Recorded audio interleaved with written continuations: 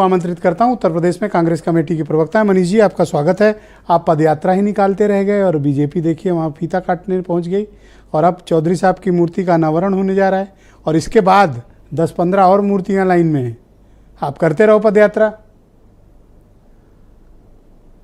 ऐसा है ब्रिजेश जी की सियासत के मायने जो हैं थोड़े थोड़े भाजपा ने बदले हैं। मूर्तियां अगर काम हो जा रहा है तो कोई काम करने की ज़रूरत क्या है।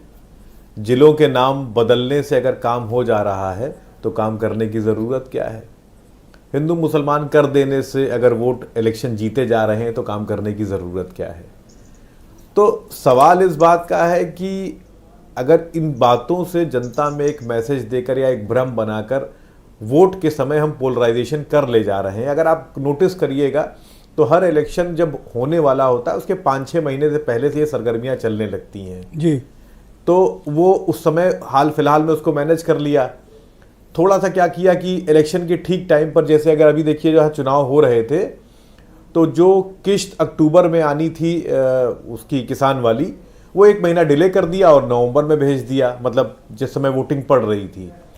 तो अगर ये सब तो स्मार्ट अप्रोच है ना। ये स्मार्ट अप्रोच नहीं है, ये स्मार्ट अप्रोच नहीं है, ये पूरी तरीके से अलोकतांत्रिक है। लेकिन ठीक है, अगर इनको करने से वोट मिल रहा है तो ठीक है, मतलब जनता तो के लिए काम नहीं कर। किस विषय पर ये मूर्ति लगाएं ना लगाएं, ना क्या ना करें? मुझे उस पर कतई आपत्ति नहीं। मैं सिर्फ ये कह रहा हूं कि आप बिल्कुल मूर्तियां लगाइए, आप बिल्कुल जिलों के नाम बदल दीजिए क्योंकि आपको करना हो ये। लेकिन इसके साथ साथ इस युवा होते हुए देश के युवा बेरोजगार घूम रहे हैं उनके बारे में भी सोच लीजिए। और ये मैं नहीं कहता, आपकी सरकार के आंकड़े कहते हैं।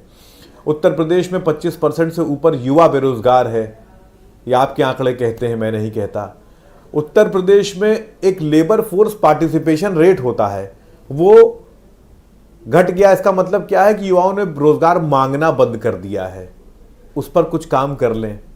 आप महिलाओं की बात करते हैं, अपराध बढ़ गए। गंभीर चिंतन में आप चले गए। नहीं, मैं गंभीर चिंतन कहाँ है? मैंने यही तो कहा। दूसरी लाइन में चले गए सर। नहीं ब्रिजेश जी, आपने बड़ी अच्छी बात उठाई।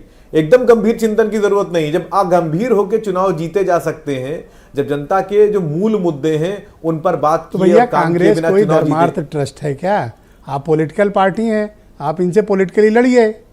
कौन रोक रहा है आपको? देखिए, हम लड़ रहे हैं, हम सड़क पर उतर कर लड़ रहे हैं, हम जनता के बीच में सच ले जाने की कोशिश कर रहे हैं।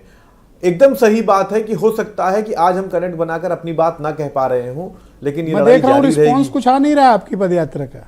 नहीं, रिस्पांस बहुत अच्छा है। अगर आप वहां देखिएगा तो उसी इलाके में तो है आजकल, जाटलैंड की तरफ, पर रिस्पांस कुछ है नहीं। नहीं, अगर मैं आपको फोटोज भेजूंगा, वीडियोस भेजूंगा, देखिए जनता सड़कों पर उतरी हुई है और लगातार साथ चल रही है। वहां तमाम कार्यक्रम हो रहे हैं। ब्रिजेश जी, रोहित तो कह रहे थे बिना हमसे पूछे किए हैं, तो अब करें। ब्रिजेश जी, झूठ के बीच में जब आप सच की रोशनी लेकर चलते हैं थोड़ी मुश्किल होती है, लेकिन हम अपने मिशन में कामयाब होंगे। मेरे साथ